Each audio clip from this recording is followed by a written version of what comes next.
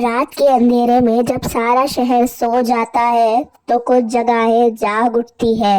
और उन्हीं जागी हुई जगहों में से एक है उदयपुर के वो पास वाली डरावनी हवेली, जहाँ से आज भी बच्ची के रोने और चीखने की आवाजें आती है। अरब, जो इन सब चीजों में बिल्कुल भी विश्वास नहीं रखता था, भूत प्रेत आत्मा, उसे ये सब बिल्कुल झूठ लगता था।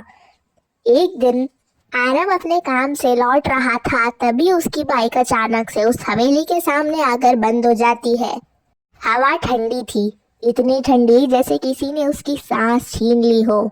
उसने बाइक सही करने की कोशिश करी मगर वो नहीं हुई।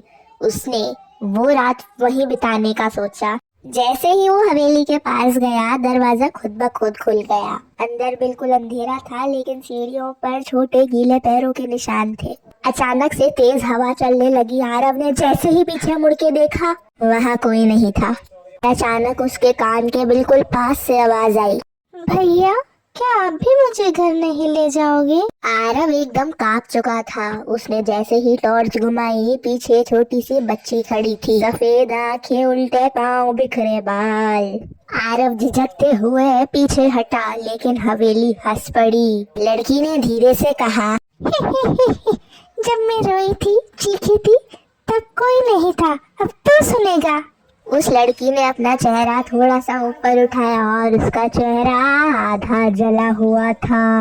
आरव के कान में टक टक टक की आवाज आने लगी। पर बनी पुरानी पेंटिंग्स की आंखें उसका पीछा कर रही थी। जिधर जिधर आरव जाता है, उधर उनकी आंखें मुड़ जाती। तभी एकदम सीढ़ियों से छोटे बच्चे के पैर भागने की आवाज आई, लेकिन जब आरव ने देखा, वहाँ सिर्फ उल्टे लटके पैर थे। खून की बूंद सीढ़ियों से टपकी सीधा उसके हाथ पर। भैया, आवाज बिल्कुल उसके कान के पास से आई। आप मुझे देख सकते हो ना? आरव ने मुड़कर देखा।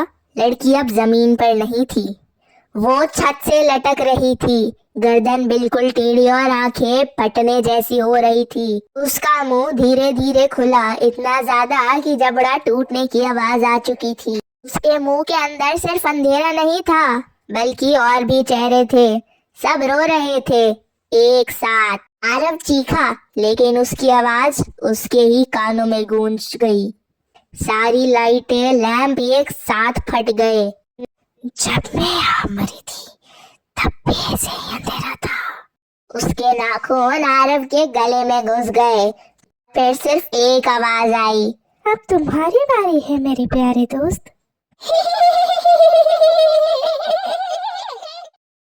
उस दिन के बाद से किसी को नहीं पता आरव कहाँ गया, लेकिन आज भी उसकी बाइक हवेली के बाहर खड़ी है।